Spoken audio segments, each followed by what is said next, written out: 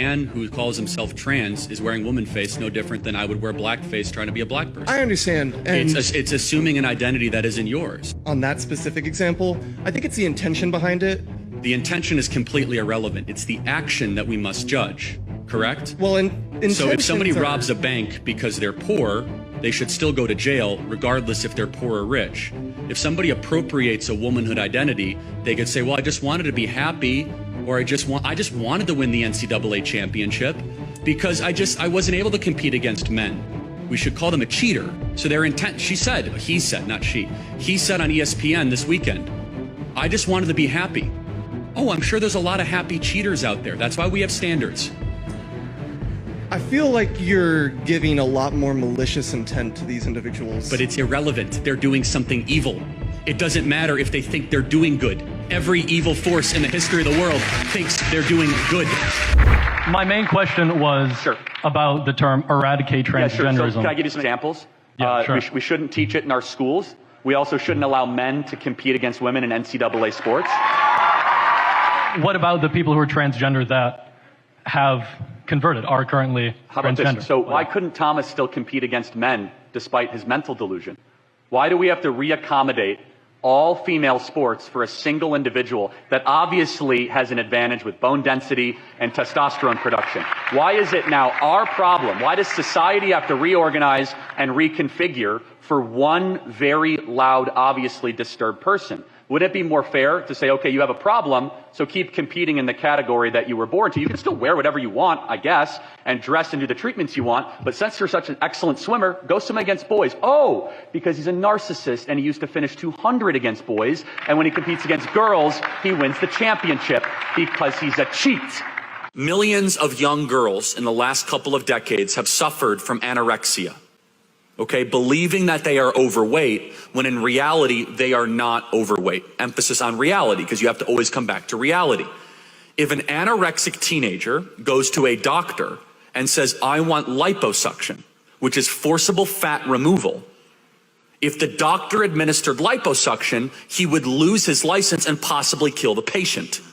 It's unloving for me to actually go suck the fat that doesn't exist. You're believing something that is not true. I grew up, not particularly liking the LGBT community, and in the past several years I have turned to believe that I really like the LGBT community today, and I was going to ask you about a specific person in that community, Ms. Blair White. I haven't thought about Blair White in a while, but okay. Yeah, I mean, she was on the new Jubilee debate. Wait, is it a biological woman who thinks they're a man? I can't remember. She's a trans woman. Okay, so a fake woman. So... No, I'm just trying, I'm not even being sarcastic. I don't, so it's a man who masquerades as a woman. Masquerading as a woman? If you were, I mean, there was a debate she had with Ben Shapiro. You would refer to her at a restaurant or whatever. You would refer to her as a woman, right? Well, yeah, I mean, you could pretend to be black. You could put blackface on. That doesn't make you black. But I'm just wondering. I don't know much about Blair White. So it's a man who wears the costume of a woman. Is that right? I mean, if you believe that value system, then I guess you could well, then let me ask you, what is a woman? I watched the movie, and it's a person who needs a man to open their pickle jar. Oh.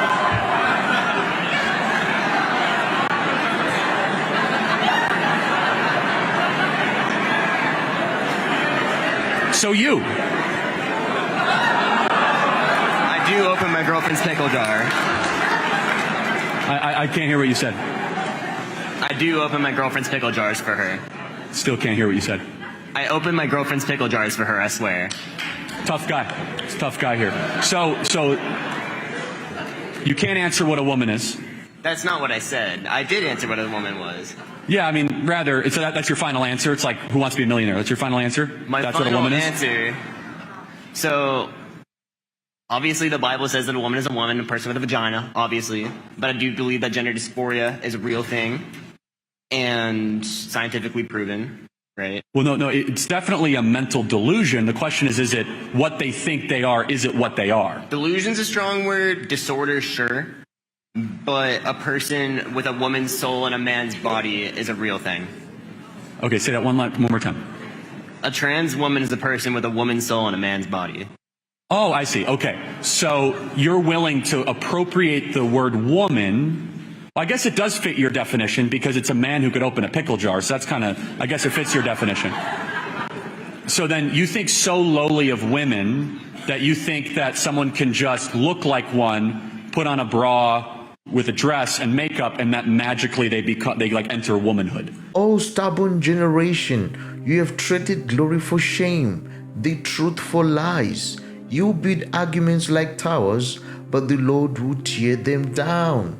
You harden your hearts like far of old, and you will reap what you have sown, unless you repent. For the word of the Lord is a sword, not a toy for debate. It cuts to the heart, and it will not return void, ladies and gentlemen. It will not. This isn't just about one kid. It's part of a much larger issue. Our educational institutions are shaping the next generation. And if those institutions are broken or misguided, the results will show in our culture. That's the danger. Something must be done. We need to take a hard look at what is being taught, who is doing the teaching, and whether we are equipping young minds to pursue truth. Seriously, ladies and gentlemen, character and purpose.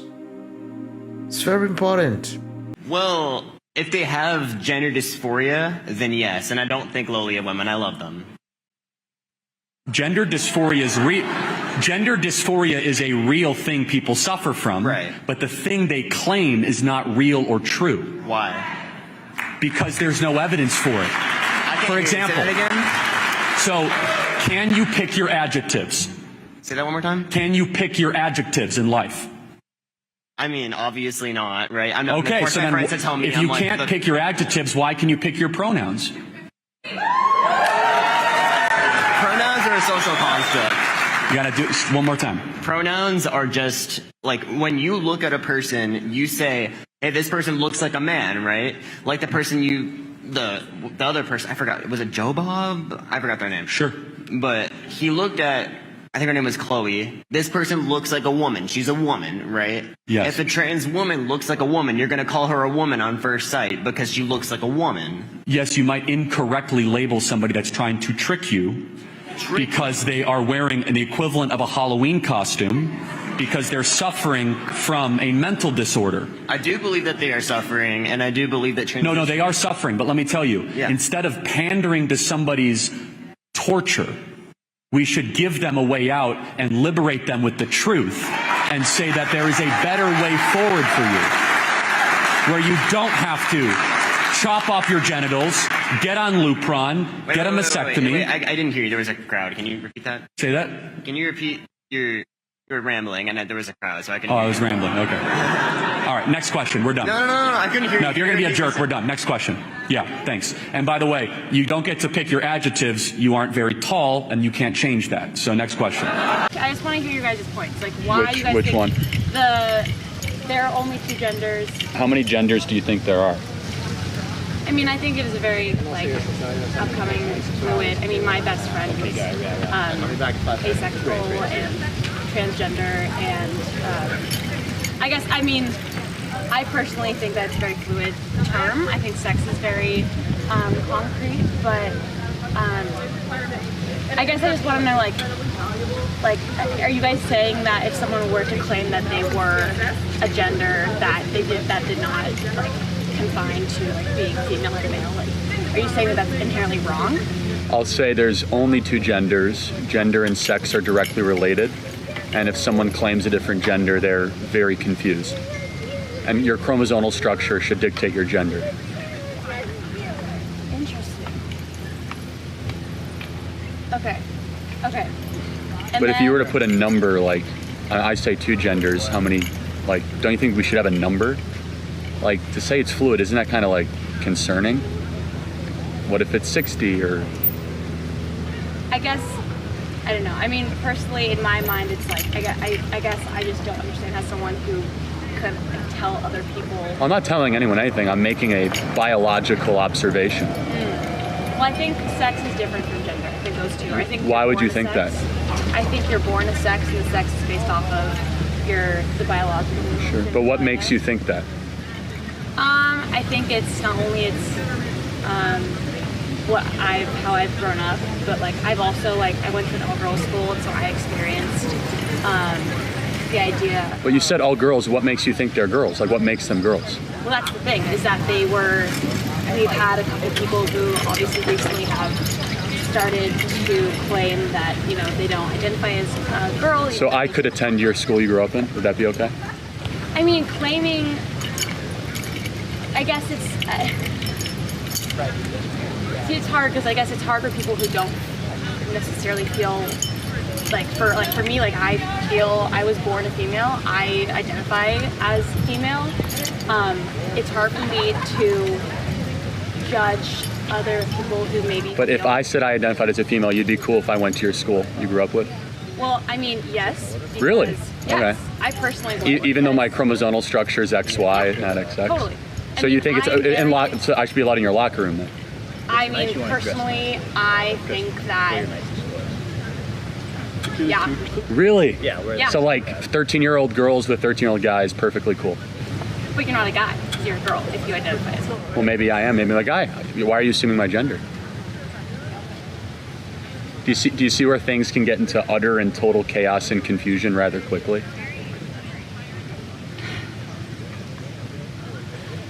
I guess. See, here's the problem is I will definitively say there's two genders, and the opposition, they can't come to a number. And that's rather biologically inconsistent and concerning. Reform is urgently needed for the sake of our children and the future of our society. Yeah, literally. I mean, for instance, you don't have to tell your children to have choices or pursue your dreams. No, you do not. But many people, especially in today's society, are often led to believe that having a child will completely limit their opportunities or prevent them from achieving their personal goals. Can you imagine? I mean, can you imagine? This mindset is rooted in a false belief that parenthood is a burden that must be avoided at all costs in order to succeed in life. That's not true. That's not true. In reality, countless people have proven that it is possible to raise children and still chase your dreams, build careers, achieve personal milestones. It's very possible. Yes, ladies and gentlemen, remember Isaiah 5 from verse 20. It says, "Woe unto them that call evil good and good evil, that put darkness for light and light for darkness, that put bitter for sweet and sweeter for bitter." This serves as a cautionary tale, reminding us that moral clarity is essential to living a life that aligns with God's will. You see? And that when values are twisted, the consequences can be devastating both to an individual and to the larger community. That's the danger. That's the danger, ladies and gentlemen. And my greatest desire, above all else, is that one day these students, they will come to know God, to truly encounter Him, literally, and to find Him, because to find Him is to find peace that surpasses all understanding. Yes, I long for them to lay down their burdens, their fears, and their restless strivings, and instead rest in the refuge and grace that only God, only Jesus provides. May their hearts be softened, be flooded with light, their eyes opened, their spirits drawn towards the truth of the gospel, the good news. For in finding God, Jesus, they will discover a life transformed, one marked by hope, forgiveness, and a peace that earthly circumstance cannot shake. It is my deepest prayer that they will turn from the shadows of confusion and turmoil into the radiant light of God's love and live a peaceable life that reflects the glory of God. Don't forget to subscribe.